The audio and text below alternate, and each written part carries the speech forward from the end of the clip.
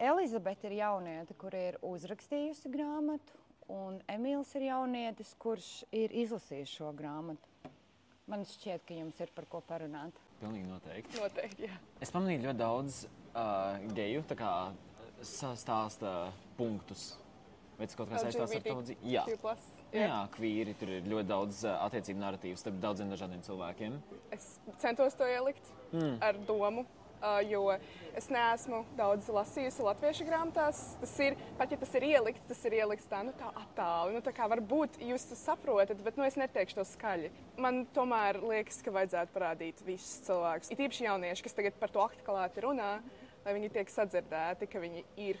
Jā, to es pamanīju, ka ir ļoti daudz iekļauti cilvēki, kad galvenā doma ir, ka no dažādām valstīm ir bērni vai jaunieši savākušies. Tas ir ļoti jauki. Tad, kad es viņu sāku rakstīt, es pati nepazinu patiesībā tik daudz no citu valstu. Tagad, kad es studēju ārzemēs, tagad es tā kā jau skaidrāk, es sāku pamanīt, tā kā, varbūt es kaut ko būtu bišķi citādāk pamainījis, bet teorētiski man liekas, ka viss tāpat ir. Mēs visi jaunieši tomēr. Vairāk vai mazāk esam diezgan līdzīgi. Jā, bet tajā pašā laikā es arī vēlos pieminēt, ka mēs tomēr neesam pilnīgi līdzīgi. Absolūti. Jo es esmu ļoti daudz dzirdējis, ka cilvēki saka, man ir prieks, ka es varu izlasīt tavu grāmatu, jo tagad es zinu, kā jaunieši domā, un es redzu, kā viņi dzīvo. Un es vienmēr saku atpakaļ, bet es esmu viens jaunietis no visas šīs pasaules.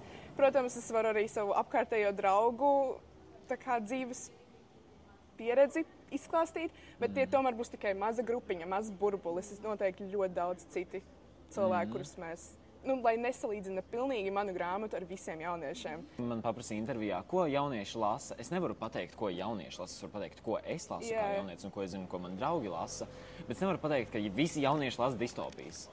Varbūt daudz lasa distopijas, bet tas nenozīmē, ka viņi visi lasa. Un es nevaru būt tas viens cilvēks, kurš reprezentē pilnīgi visus jauniešus, jo es neesmu tik vispārējs. Elizabete, kas tevi pamudināja uzrakstīt grāmatu? Es gribēju kļūt nākotnē par visu. Es gribēju būt ārsts, es gribēju būt, psihologi. Es pat sētnieks. Es gribēju izmēģināt visas profesijas. Un es sapratu to, ka rakstot, es varu kaut vai nebūt, bet iztēloties, kā tas ir. Tagad tas, protams, nāk ar vēl plusiem, ka, ja es tiešām vēlos rakstīt par sētnieku, es varu iet un intervēt un apjautāties un tiešām iejusties, un tas man liekas ļoti interesanti, un man ļoti patīk šī sadarbība ar vārdiem.